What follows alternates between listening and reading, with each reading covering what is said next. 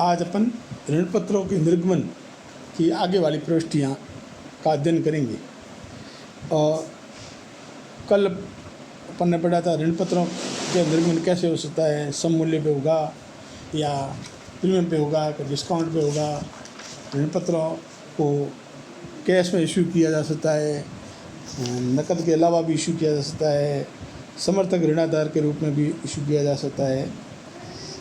कल अपन ने जो एंट्री पढ़ी थी उसमें ये पढ़ा था कि ऋण पत्रों का फॉर कैश में लमसम पेमेंट, लमसम भुगतान मतलब एक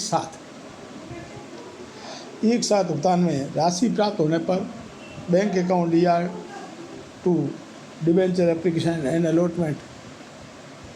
अब एप्लीकेशन की राशि प्राप्त हुई तो फिर जिस दिन डेट अलॉटमेंट करेंगे तो आवेदन की राशि डिबेंचर अकाउंट में ट्रांसफ़र होगी, तो एंट्री हो जाएगी debenture application and allotment account या discount on issue share debenture account या यदि हो तो टू डिबेंचर और टू सिक्योरिटी प्रीमियम। ये अपन ने कल पढ़ी थी लमसम पेमेंट भुगतान करने की। आज पढ़ेंगे अपन किस्तों में कैसे एंट्री होगी। तो सबसे पहले आवेदन की राशि प्राप्त होने पर आवेदन की राशि प्राप्त हुई तो पैसे आए बैंक में, तो बैंक अकाउंट डीआर हो गया। व्यक्तिगत खाता है, पाने वाला डेबिट, देने वाला खाता डिबेंचर एप्लीकेशन अकाउंट है, तो पाने वाला डेबिट और देने वाला क्रेडिट, तो bank account DR to debenture application. अब आवंटन की राशि दिए होने पर जैसे ही एप्लीकेशन की राशि अलॉटमेंट ड्यू होगा तो आवंटन की राशि दिए होने पर एंट्री जाके debenture application account DR to debenture. Application के पैसे डिबेंचर अकाउंट में चले गए। एप्लीकेशन अकाउंट पहले सीआर था, अब डीआर हो गया, तो डिबेंचर अकाउंट में चला गया। डिबेंचर एप्लीकेशन अकाउंट क्लोज हो गया, एक डेबिट एक क्रेडिट। अब अलॉटमेंट दिए होने की एंट्री हुई debenture allotment account DR. Discount on issue of debenture account DR यदि हो तो डिस्काउंट में टू डिबेंचर और टू सिक्योरिटी प्रीमियम यदि हो तो। अब उसके बाद में अलॉटमेंट ड्यू हो गया। ड्यू होने के बाद अलॉटमेंट की राशि प्राप्त होनी होती है। अलॉटमेंट ड्यू में डिस्काउंट अकाउंट डीआर है यदि हो तो इसका मतलब डिस्काउंट पे इश्यू है तो डिस्काउंट आनी है, इसलिए डीआर होगा। और यदि यही डिस्काउंट शेयर डिबेंचर है वो प्रीमियम पे इश्यू है तो प्रीमियम सीआर हो सकता है, लाभ है। अब अलॉटमेंट की राशि प्राप्त होने पर bank account DR to allotment. Bank account DR मतलब पैसे बैंक में आए और डिबेंचर अलॉटमेंट के आए। अब राशि आती है फर्स्ट कॉल दे होने पर, डिबेंचर की मांग राशि दे होने पर। डिबेंचर फर्स्ट कॉल अकाउंट या to debenture. First call due हुआ, डिबेंचर फर्स्ट कॉल अकाउंट या टू डिबेंचर। अब फर्स्ट कॉल की राशि प्राप्त होने पर बैंक अकाउंट या to debenture first call. Next है द्वितीय मांग दे होने पर debenture second and final call account या टू डिबेंचर। अब सेकंड कॉल की राशि जब प्राप्त होगी तो बैंक अकाउंट या to debenture second and final call.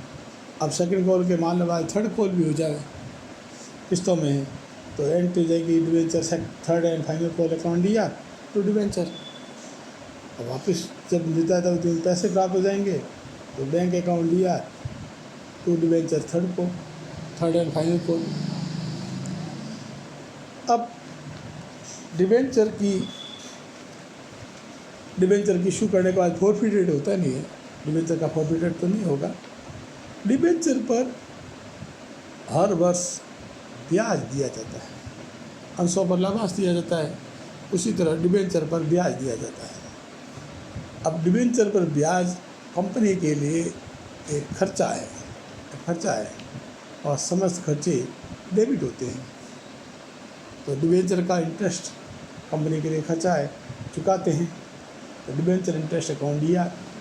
और पेमेंट चेक से होता है तो टू बैंक अब इसमें टैक्स को ध्यान में नहीं रखा गया है। यदि टैक्स को ध्यान रखा होता तो डिबेंचर इंटरेस्ट में यदि डिबेंचर इंटरेस्ट अकाउंट दिया टू बैंक और टू TDS भी होता है, टैक्स डिडक्टेड एट सोर्स। और अपन टैक्स को यहाँ ध्यान में नहीं रख रहे हैं, BCom सेकेंड ईयर में टैक्स, BCom फाइनल में है, इसलिए टैक्स को नहीं ध्यान में रखते हुए एंट्री बताइए डिबेंचर इंटरेस्ट अकाउंट दिया टू बैंक। अब फिलहाल इसको ये मान लो कि टैक्स को इग्नोर किया है, टैक्स इग्नोर करते हुए अपन ने एंट्री कर ली।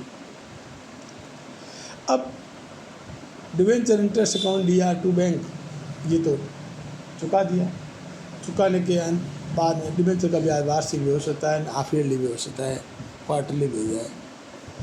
इसके बाद डिबेंचर इंटरेस्ट अकाउंट वापस बंद भी तो होगा और वो जाएगा प्रॉफिट एंड लॉस में, तो एंट्री जाएगी P&L अकाउंट दिया टू डिबेंचर इंटरेस्ट,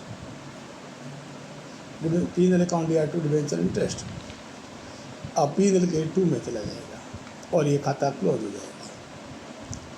अब एक बार अपन इसको और वापस समझें कि ऋण पत्रों का निर्गमन 4 केस में 2 प्रकार से हो सकता है। लमसम भुगतान भी हो सकता है और किस्तों में भी हो सकता है।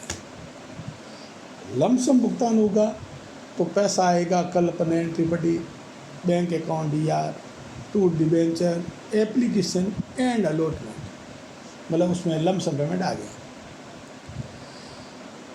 अब अलॉटमेंट जब ड्यू, डिबेंचर अलॉटमेंट ड्यू होगा तो डिबेंचर एप्लीकेशन का पैसा डिबेंचर अकाउंट में चला जाएगा, तो उसमें एंट्री जाएगी debenture application and allotment account दिया। डिस्काउंट यदि इश्यू ऑफ डिबेंचर अकाउंट दिया यदि हो तो टू डिबेंचर और टू सिक्योरिटी एग्रीमेंट यदि हो तो, इन डिस्काउंट या सिक्योरिटी दोनों में से दोनों नहीं होंगे, या तो सिक्योरिटी में आएगा या डिस्काउंट आएगा या सम मूल्य पे नहीं भी आएगा, दोनों कंडीशन ऐसी थी। अब किस्तों वाली वो तो था लमसम पेमेंट। आज अपन ने पढ़ा अंशों का जो डिबेंचर का निर्गमन है वो 4 केस है और किस्तों में है। तो सबसे पहले एप्लीकेशन की राशि प्राप्त हुई तो बैंक अकाउंट DR हुआ और टू डिबेंचर एप्लीकेशन से आई। बैंक अकाउंट इसलिए डेबिट हुआ कि पाने वाला है, देने वाला कौन है, डिबेंचर एप्लीकेशन है। तो अब अलॉटमेंट ड्यू की बारी आई तो एप्लीकेशन की राशि जो डिबेंचर अकाउंट में जाएगी वो डेट ऑफ अलॉटमेंट के दिन ही जाएगी। एप्लीकेशन अकाउंट जो CR है वो हो जाएगा DR, debenture application account DR to debenture account. ये डिबेंचर एप्लीकेशन के पैसे डिबेंचर अकाउंट में चले गए। अब अलॉटमेंट ड्यू करने की बात आई, यदि अलॉटमेंट सम मूल्य पे है तो debenture allotment account DR to debenture, इसमें न तो डिस्काउंट है ना प्रीमियम में है। यदि डिस्काउंट पे है तो debenture allotment account DR, discount on issue of debenture account DR to debenture हो जाएगा।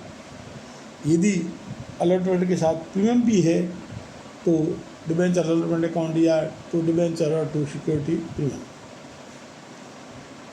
अब अलॉटमेंट ड्यू करने के बाद जब राशि प्राप्त होने की बात आएगी तो पैसे आएंगे बैंक अकाउंट DR, और किस बात के आए, ये डिबेंचर अलॉटमेंट के आए, तो देने वाला अलॉटमेंट डिबेंचर अलॉटमेंट। पैसे बैंक में जमा हुए, पाने वाला बैंक, देने वाला debenture allotment.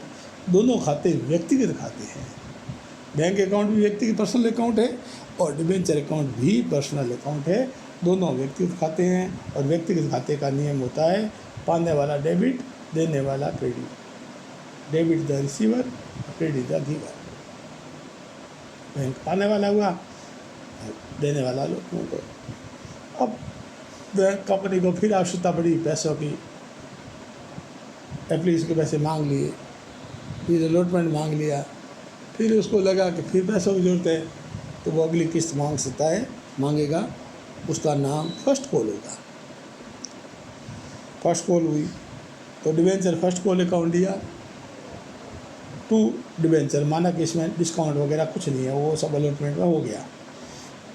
To debenture, debenture first call account दिया टू डिबेंचर। अब फर्स्ट कॉल की राशि प्राप्त होने पर बैंक अकाउंट दिया टू डिबेंचर फर्स्ट कॉल प्राप्त होने की। अब सेकंड कॉल ड्यू करने की, सेकंड कॉल ड्यू करना और थर्ड कॉल दो तो अलग अलग एंट्री होगी, और सेकंड के बाद और आगे कॉल करे ही नहीं, एक साथ ही होगी, तो सेकंड एंड फाइनल कॉल हो जाएगा। Debenture second and final call account DR तो डिबेंचर सपोज 100 रुपये का डिबेंचर है, एप्लीकेशन 20 रुपये मांगे, अलॉटमेंट पर 30 मांग लिए, फर्स्ट कॉल पर 25 मांग लिए और फाइनल कॉल 25 मांगे, 100 पूरे हो गए तो सेकंड एंड फाइनल आ जाएगा। अब सेकंड के बाद मान सेकंड कॉल पे 10 ही मांगे, 15 रुपये रिमेनिंग थर्ड कॉल में मांगे, तो एक एंट्री एस की और हो जाएगी कि debenture third and final call account DR to debenture. फिर रही बात प्राप्त होने की बात आई, तो सेकंड एंड फाइनल कॉल के पैसे आएंगे तो बैंक अकाउंट DR का मतलब पैसे आए बैंक में, बैंक अकाउंट DR का मतलब बैंक में रुपए आए, bank account DR, bank account DR to debenture second and final call. अब चूँकि ऋण पत्र लोन है, लोन पे हर साल ब्याज देना पड़ता है, लोन पे हर साल ब्याज देना पड़ता है। अब ब्याज की राशि हर साल देनी पड़ेगी, ब्याज पीनल में खर्चा है, ब्याज 2 में भी आएगा, ब्याज की राशि देनी है, ब्याज चुकाना तो समस्त खर्चों को डेबिट करो, all expenses are debit, debenture interest account DR मतलब समस्त खर्चा डेबिट, इसलिए debenture interest debit. To bank मतलब बैंक से पेमेंट हुआ, debenture interest account DR to bank. अब अपन ने यहाँ इस 2 एंट्री में टैक्स को ध्यान में नहीं रखा है, ये मान लिया तो TDS को ध्यान नहीं रखना है, टैक्स ध्यान नहीं रखा है, बिकॉम फाइनल में इनकम टैक्स भी है, उसमें अपन ने दिन और करेंगे। फिलहाल आप ये सोचो डिबेंचर इंटरेस्ट चुकाया तो debenture interest account DR to bank. अब डिबेंचर पीनल के 2 में भी जाएगा, अब पीनल में जाएगा तो एंट्री जाएगी penal account DR to debenture interest, यानी कि पीनल डिबेंचर इंटरेस्ट DR था वो CR हो गया, खाता क्लोज हो गया और पीनल के 2 में चला गया, प्रॉफिट एंड लॉस के डेबिट पक्ष में ट्रांसफ़र हो गया। इससे क्या होगा, इंटरेस्ट अकाउंट क्लोज हो जाएगा, इंटरेस्ट अकाउंट क्लोज हो जाएगा, पीनल के 2 में चला जाएगा। ये प्रविष्टियाँ ऋण पत्रों के निर्गमन की किस्तों में भुगतान की है, किस्तों में पेमेंट की है, लमसम पेमेंट नहीं है। आप एक बार और मनन कर देना कि सबसे पहले आवेदन की राशि प्राप्त होती है, आवेदन की राशि प्राप्त होने पर कैसे हुए कि बैंक टू डिबेंचर एप्लीकेशन, फिर एप्लीकेशन के पैसे अलॉटमेंट के दिन डिबेंचर अकाउंट में जाएंगे तो debenture application account DR to debenture account, फिर अलॉटमेंट ड्यू की एंट्री जाएगी, अलॉटमेंट ड्यू हुआ तो debenture allotment account DR to debenture, allotment के साथ में डिस्काउंट है तो DR हो जाएगा, सिक्योर्ड प्रीमियम है तो CR हो जाएगा।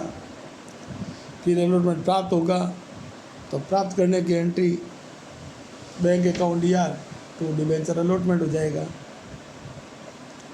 फिर नेक्स्ट जब ड्यू करेंगे उसको डिबेंचर फर्स्ट कॉल कहेंगे तो एंट्री हो जाएगी debenture first call account DR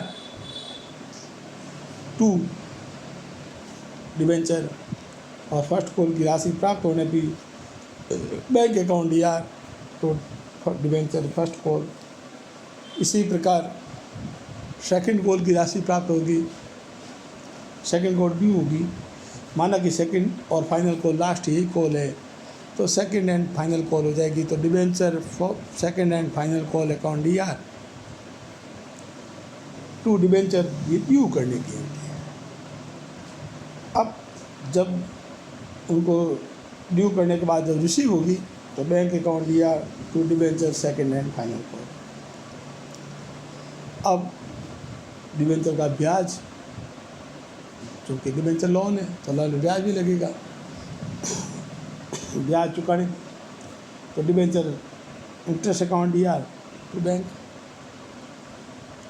अब debenture interest profit and loss में जाएगा, ट्रांसफ़र करेंगे तो डिबेंचर इंटरेस्ट समस्त हानियाँ खर्चे पीनल के प्रॉफिट एंड लॉस के डेबिट पक्ष में आते हैं, तो इंटरेस्ट अकाउंट जो डीआर हुआ है उसको वापस सीआर करेंगे तो बंद हो जाएगा, तो एंट्री जाएगी penal account DR to debenture interest. इस प्रकार ऋण पत्रों के निर्गमन की एंट्रियाँ, मुख्य एंट्रियाँ इस प्रकार हुई।